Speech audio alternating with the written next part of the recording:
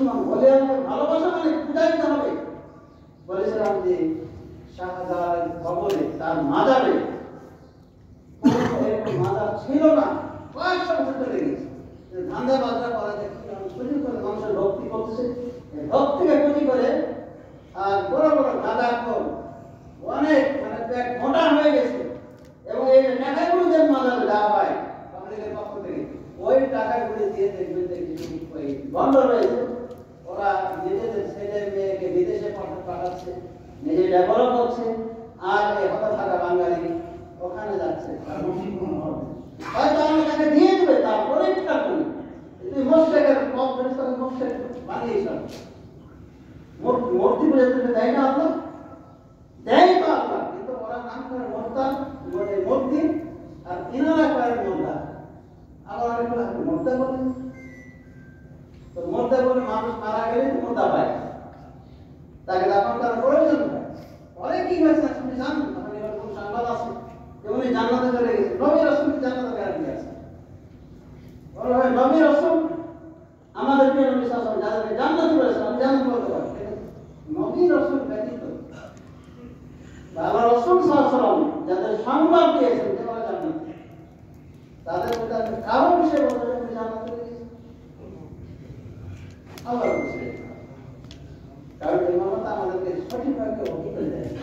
যার সময় শুধু অনেক ঘাটলা শিরিক বিদআত আখড়া এবং এগুলো পরিচালনার জন্য কিছু মুশরিক পাকের লোক আছে, আর কত রকম মিথ্যাচার এখনো নাকি নবী সাল্লাল্লাহু আলাইহি ওয়াসাল্লাম ঘটনায় দাঁড়িয়ে আছে। একদিন বছর ওয়াজ করতে যাবো, এজাজত नहीं मिला, এর অনুমতি হয়নি। পরের বছর অনুমতি মিলেছে, রাসূল বলেছে হ্যাঁ অনুমতি আমি দিতে পারি, ওয়াজ মাহফিল।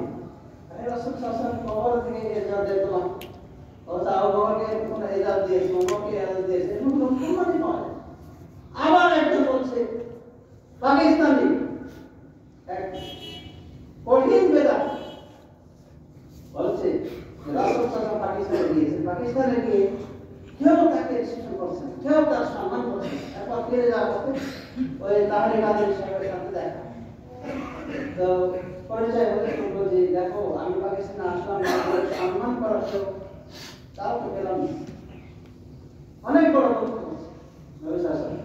তখন উনি বলছেন তাকে বলছে রাসূল আপনি চিনতে পারেন সব মানুষের জন্য মাফ করে দিন, ঠিক আছে তার কাছে তোমার আমি রাজি হলাম, তবে একটা কাজ করবে, যখনই আমি আসো পাকিস্তানে টিকিটের টাকাটা দিয়ে দিলাম, বিমানে চড়ে রাসূল যান পাকিস্তানে, আর টিকিটের টাকাটা দিয়ে দেবো।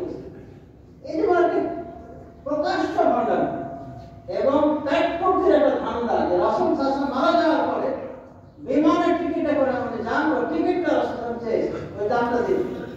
এই যে মনে হলো এই সমস্ত বিষয় এগুলো হলো মাজার পূজার আকীদা এবং ধর্মের নামে অবলম্বন। সরাসরি আমাদেরকে নিজেদের আকীদা গড়ে তুলতে হবে এবং সন্তানদেরকেও সমাজের আকীদা গড়ে তুলতে হবে। এই জন্য সালাত কায়েমের জন্য নিজে সদস্য থাকতে হবে এবং দোয়া করতে হবে যেন সন্তানগুলি সালাত কায়েম করা শিখে। এটাও ইব্রাহিম সাল্লাল্লাহু দোয়া রয়েছে, রব্বে জাআলনি মুকিমাস সালাতি ওয়া মিন যুররিয়াতি, হে রব আপনি আমাদের সালাত কায়েমকারী করুন এবং আমার সন্তানদেরকেও সালাত কায়েম করুন, আমার পরিবারকে সন্তান কায়েম সালাত কায়েমকারী বানিয়ে দিন, দোয়া করুন। কিন্তু আজকাল অধিকাংশ বাপ অনেক বাপ মা দেখবে ছোট থেকেই ছেলেকে দুনিয়া শেখায়, বলে বাবা তাড়াতাড়ি শুয়ে যাবে, স্কুল আছে 7টা, আর ফজরের নামাজে 5টায় আছে, এটা কিন্তু বলছে না। মানে বাবা যেমন দুনিয়াদার, সন্তান দুনিয়াদার করে শিখে, সন্তানকে বিদেশে পাঠিয়ে বিদেশে পড়ালেখা করিয়ে অনেক সৌভাগ্যবান নিজে করছে, কিন্তু সন্তান জানাজা নামাজ পড়াবে কি দোয়া বলে সে দোয়া জানতে, সেই জন্য তার কোনো আপত্তি সন্তানের আসতো বেনামাজি, তারা আমাদের হাড্ডি, সেটা তারা নিজেই তো বেনামাজি, অনেক সময় নিজেই তো নামাজ পড়া ঠিক মতো নিজেই তো আদর্শ কি শিক্ষা দিবে।